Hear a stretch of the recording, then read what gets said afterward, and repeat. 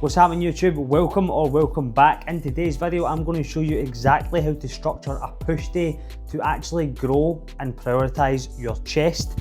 Instead of just walking in, smashing flat bench, trying to lift as much weight as possible, and 6 months passes and you still look more or less the same. Now I'm going to cover exercise order, the rep ranges, the set structure, the wee bits most people completely miss that make the difference between a session that creates stimulus, remember, stimulation, not annihilation, the difference between a session that grows muscle and just puts your body through the motions and tons of cogs with no actual intention. So, first of all, why should you even listen to what I've got to say? My name's Jamie Haxton, I've been lifting weights for 14 years, competed in bodybuilding, and over the past 4.5 years, I've helped hundreds of guys build better physiques for weddings, holidays, photo shoots, and transformed my own body.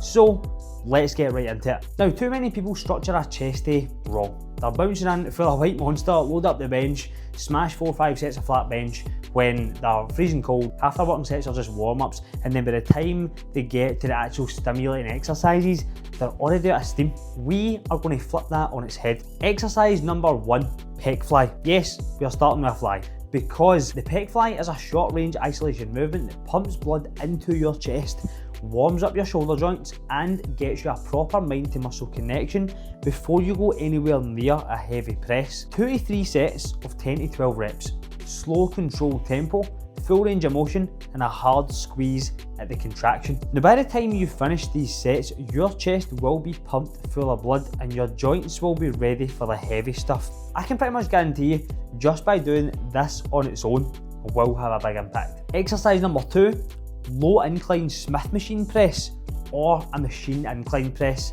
Now we go a little bit heavier. Now the upper chest is a bit more common body part to be lagging, so hitting it second in the session when you're warm but you're not actually built up any proper fatigue yet is the sweet spot. Keep the incline relatively low, around like 15 to 30 degrees maximum. You want to feel the chest doing the work. Now your front delt's taking over, and I do find that when you nudge that bench up to that kind of like towards that 40-45 degrees, and definitely anywhere past that, you're going to get a lot more shoulder coming into it. So 30 degrees maximum is what I would say for that. 2 working sets on this, 6 to 10 reps, maybe a 6 to 8 and an 8 to 10 for example, leaving 0, ideally 0, right, but 0 to 1 reps in the tank on each of those sets. Control the eccentric, don't bounce the bar off your chest. Pause, control, and explode at the hole. Exercise number 3, flat machine press or a converging cable press. Now we've hit the upper chest, now we hit the mid and lower with a converging movement. Converging, by the way, if you don't know, just means the handles come towards each other as you press, which gives you a way better contraction at the top. 2 sets, 8 to 10 reps. Same rules apply, slowing the way down, controlled at the bottom, drive the biceps forwards and across. Write that cue down. Exercise number 4, lateral raises. Now we finished the chest work, now we move on to the side delts. This is the one exercise that will build more shoulder width than anything else. It's an absolute must do. You can do this first, by the way, but obviously hence the video title, I've prioritised chest, right? Sets and rep ranges, cables, machine, I would say is going to be better than dumbbells. You can use dumbbells of course if that's all you've got available to you, but machines and cables are generally a little bit better. You can get away with a bit more volume here as well. 3 sets, I would say 12 to 15 reps is a good ballpark. Exercise number 5, overhead tricep extension. Cable or dumbbell, again, cables are going to have that wee edge. The reason we go overhead first is because the long head of the tricep is in its longest and most stretched position when your arm and your elbow is overhead. Okay, so training a muscle in its stretched position is one of the biggest drivers of muscle growth that we know about. 3 sets of 10 to 15 reps for that one, I would say, is a good ballpark as well. Exercise number 6, a tricep movement with the elbow below the shoulder joint. So a press down, maybe like a rope press down or a single arm cable press down is good as well. We can use a cuff or just use the wee ball attachment. Anything where the elbow is basically down by your side. Now this biases the lateral and medial head of the tricep. Let's go say 3 sets of 10 to 12 reps.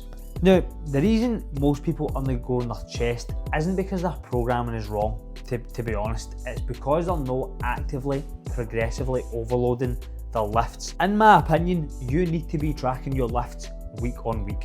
Writing down the weight, the reps, and trying to add weight or reps each session. I understand it can sound a bit monotonous, but it fucking works. Even if it's just 1 extra rep, honestly, that's class progress. That's all you need. Remember, you will not progress every lift every week. We're no superheroes here, we're just trying to build a decent set of pecs. So shoot for 2 to 3 lifts per session, getting better.